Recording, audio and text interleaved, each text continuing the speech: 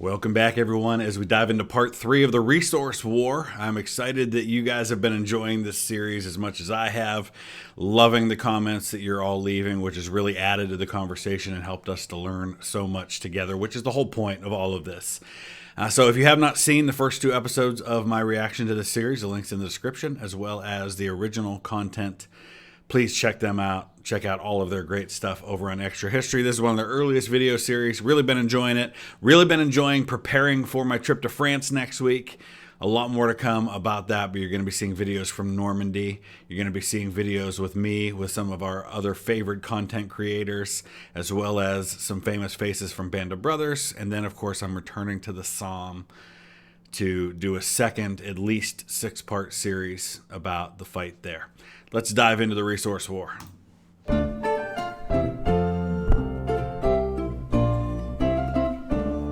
To understand the strategic decisions of the Second World War, you have to understand the struggle for resources that underpinned it. All wars to some extent are about resources, but this war was like no other conflict in history. To power the vast engine of war, to feed the complex machine that churned out tanks and bombs, trucks and ships, that kept millions of men fed, armed, and clothed in the field, the combatants of World War II needed a diversity and a quantity of natural resources heretofore unconsidered in the annals of military planning. Yeah, that's a great point. And if you think back to, early wars, right?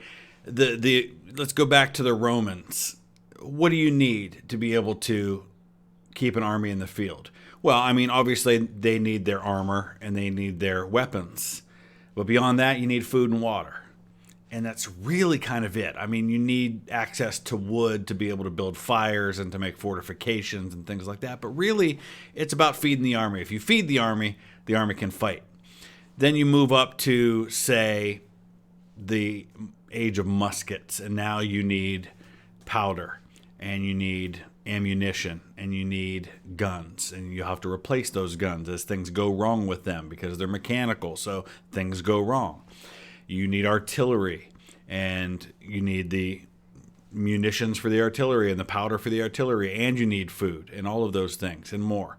And then as you advance now to the 20th century, now you're talking about needing oil and needing replacement parts for vehicles and for tanks and all of the things that those things need. And you need water, and you need huge amounts of artillery rounds, and you need to produce all of this stuff back home, and then you need to get it to where it is used. And, as war becomes more complex, not only do the tactics need to change and adapt, but also the logistics, it just becomes infinitely more complex. And everybody knew that if they didn't get those resources, it would just be a matter of time before the all-consuming engine of battle ground to a halt. It was this fear that drove the Axis planning throughout much of the war. If we look at the Allies, we see an unimaginable wealth of resources. There were the oil and coal fields of Russia, the vast farmland, minerals, and refineries of the United States, and the far-flung empires of France and Britain, which could draw in exotic resources from across the globe. Now compare that to the Axis, with the small island nation of Japan and the largely landlocked and non-colonial powers of Germany and Italy. The Allies could fuel the war on resources they already had. If the Axis was going to last at all, they needed to make up for what they lacked in war gains. And this dictated early policy. The Nazis knew they were going to lose their supplies of cobalt, copper, and most importantly, oil, as soon as the war began in earnest, for they had imported most of those materials from their soon-to-be enemies, so they needed to find an alternative. So let's think about this for a minute. Let's say, just in an alternate world, that Japan and Germany have access to the oil they need and the resources they need. Other resources to be able to fuel the war machine. Japan doesn't have a need to go after the United States, and Germany doesn't have a need other than an ideological one to go after the Soviet Union. In that situation, what does the war look like? Do they win? Or does it at least get prolonged because you don't bring the U.S. into the war? You don't bring the Soviets into the war with whom the Germans have a non-aggression pact. Different world we're looking at. Resources, the need for those resources drives the things that we look at as being the bad decisions that cost the Axis the war.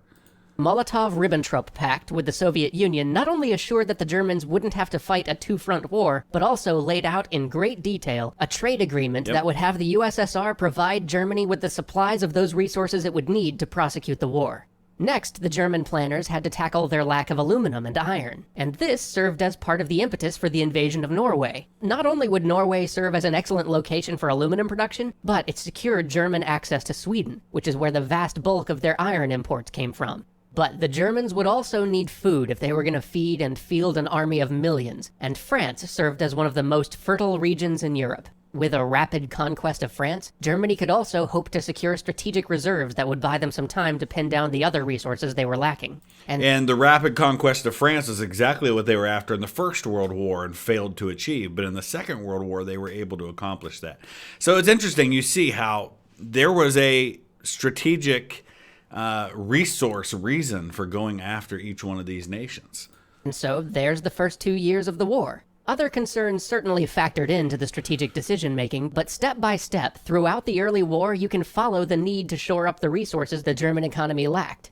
But even after the massive German expansion of 1940, this left German planners with one great concern: oil. Even after Nazi efforts to support fascists in Romania brought the Romanian oil fields under their control, the German war machine was consuming about 25% more oil than even the expanded Reich could produce. Month after month, this shortfall was being made up for by shipments from the USSR, but Nazi planners and the Nazi leadership lived in a state of continual paranoia where the looming and perhaps quite real possibility of Stalin simply cutting off oil shipments would spell an end to the Reich. And this is where I find myself in disagreement with, or at least in conflict with, a lot of others when it comes to the rationale for invading the Soviet Union. Obviously, we know that the invasion of the Soviet Union by the Germans is kind of the first step toward losing the war, a big step toward losing the war for the Germans, because they're going to lose millions on the Eastern Front fighting against the Soviets that could have been used in other parts of the war. But the argument is, of course, always, well, they had to do it because they needed to get that oil in the Caucasus. And I understand that argument. But the fact that they never ended up getting all of that oil on a permanent basis the way that they tried, and the amount of oil that they then expended in the invasion of the Soviet Union, means that in hindsight it was an unnecessary and a stupid decision, because they were doing a premeditated attack, basically anticipating that that oil was going to be cut off. But like I said, they expend a bunch and then they don't get it anyway. So what if they just don't do that? You save all the oil that you would have used on your planes, on your tanks, on your men invading the Soviet Union. And hopefully, in your case, you continue to get that oil that you're trading for with the Soviet Union. Different story. So I don't buy the excuse of needing the oil as necessitating that war, because it ended up not working out for him anyway. And this is where the resource war and the terrible ideology of the Third Reich merge. While there were a number of military men who suggested that the fascist war machine should break through North Africa and come to possess the oil fields of the Middle East, Hitler, with his need for Lebensraum, his hatred of the Slavs and the Jews, and his foundational fear of communism, instead decided that the Nazi armies would move east into the heart of the Soviet Union and take... And that's why I say that really this is more about ideology than it is about oil. Oil might have been how he sold it to his generals, but I really, truly believe in Hitler's mind this was about sticking it to people he hated. Take possession of the Soviet oil fields. When this enormous effort stalled out, there were some desperate attempts to turn south and pick up oil fields closer to the Middle East, but by then it was too late. Germany had used most of its reserves pushing into Russia, and as a result would suffer shortages for the rest of the war. Japan faced a similar dilemma, but was perhaps in yet more dire straits, because the overwhelming majority of its trade before now had been with one single partner, the United States. Most Japanese planners recognized this deficiency, but also believed that any expansion in the Pacific would almost certainly draw them into conflict with the US. This led directly to a strategy that involved knocking the US out of the war as quickly as possible. But it also led to two other strategies for the coming conflict, a set of strategies that would divide the Japanese forces. So the US basically uses the fact that they're providing most of this oil to the Japanese, which fuels their war machine. They use that as leverage to try and bring about a diplomatic solution to the Japanese conquests in Eastern Asia and in the South Pacific. They're basically threatening them, saying, put a stop to this or we're cutting you off. Well, Japan wasn't going to put a stop to it, and they knew they couldn't be cut off, so they had no choice.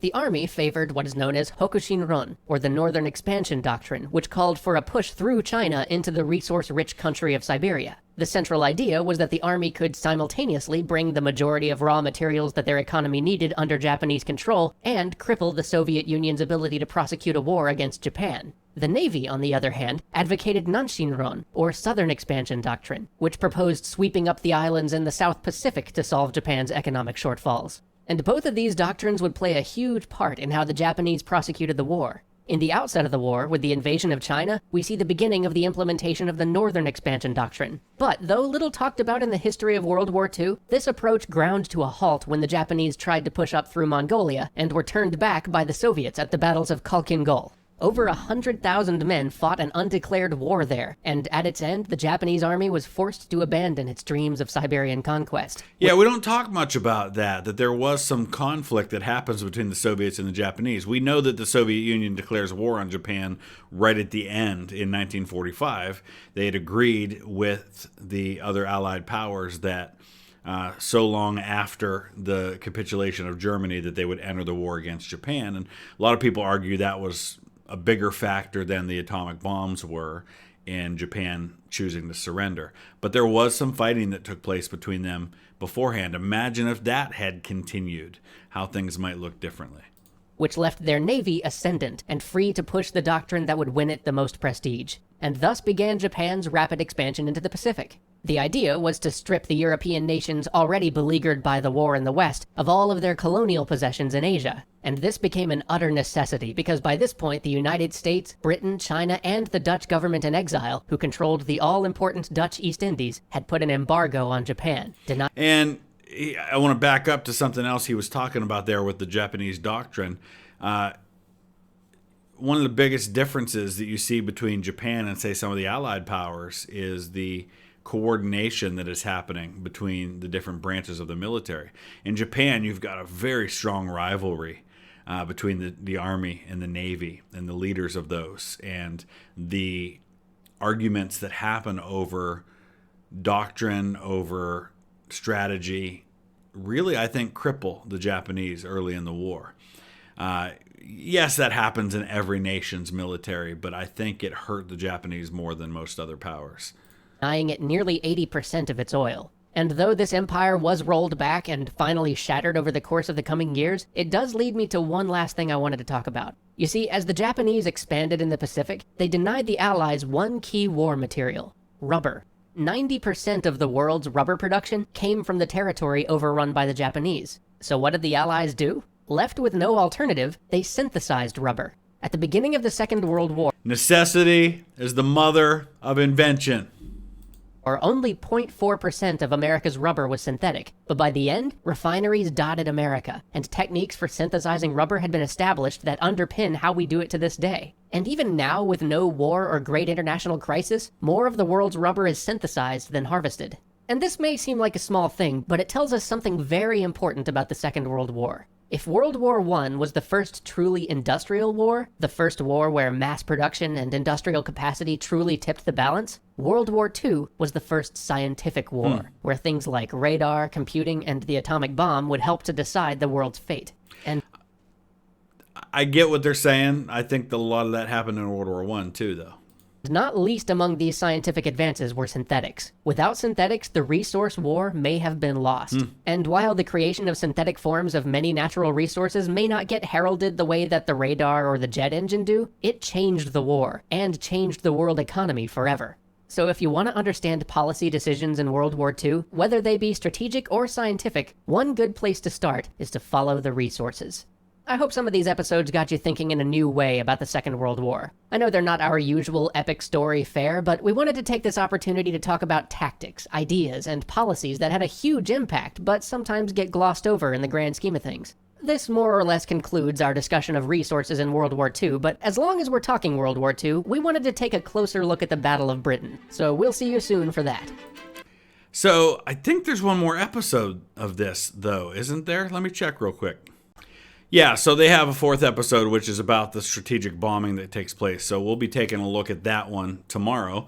But let me know your thoughts. I've really enjoyed this. This is such a great kind of alternative way of looking at, what is one of the defining moments of human history. And I think it's so important in understanding what was going on in World War II by looking at the resources. So let me know your thoughts. Add to the conversation. Let's learn together. And I'll see you tomorrow with episode 4. Thanks for watching.